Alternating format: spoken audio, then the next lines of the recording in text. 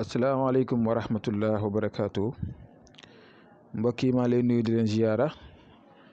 di leen màggal si bésu laylatul xadri bii nii xeer ma alfi shahrin tanazzalu malaikatu ruuhu fiha bi izni rabbihim min kulli amrin salaam wa hiya taamati al fajri. tey nag ñu ngi leen di ñaanal yàlla yéen ñëpp sama abonné yi yéen ñëpp maa ngi leen di ñaanal képp ku si nekk rek soxla bi nga am yal na yàlla faj ko si zaahir rek si baatin yàlla guddal fan wér cër yi yokki xéewal yi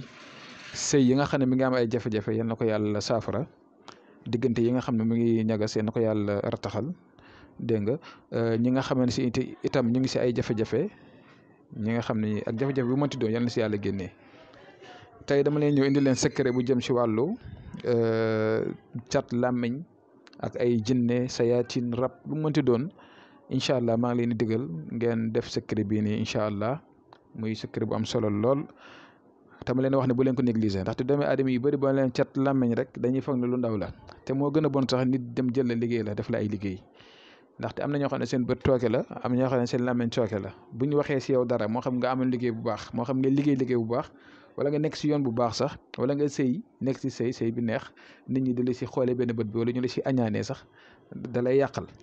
ba pare itam rab ak jinne itam ñëpp xam ne sayaatin day yàqal doomi aadama bi ñu si bëri gis ngeen ko si écran yi si télé yeeg yu demee noonu am na ñoo xam ne dañuy taxaw sax ne dañoo mën a faj rab wala yu demee noonu mais ma leen di conseillé rek ngeen teey te ngeen delluwaat si alxuraan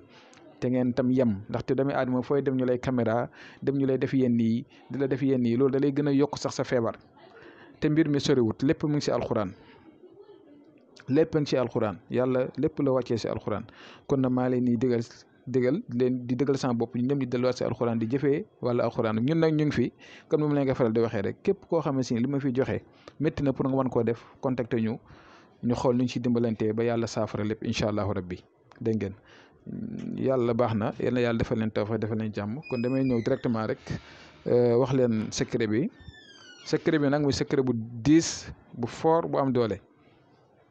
incha allah mi ngi nii. lii xawaatim bi ngeen gis ne seen écran bi xawaatim bi ngeen gis suratu yaasin la comme mi ngi mel nga jël suratu yaasin xam nga yaasin mooy xalbu quran loolu la yonent yàlla moom sallallahu alayhi wa sallam waxoon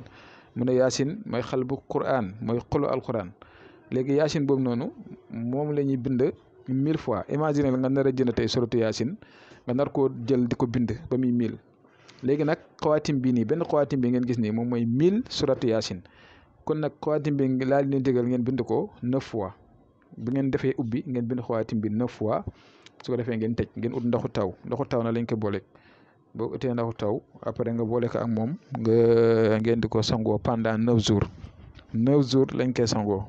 mu nga ko def nag bu fekkee ne da ngaa gis na yow sa àddina dafa xaw a dëgër nit ñi cat ak làmmiñ yeeg def yeeg jinne yeeg sayaatin yeeg rab yi demee noonu bu la neexee chaque mois mun nga di ko def benn yoon chaque mois 9 jours chaque mois nga def ko 9 jours incha allah yàlla dina leen dimbale jàppale leen si xeet yooyu noonu ndaxte parfois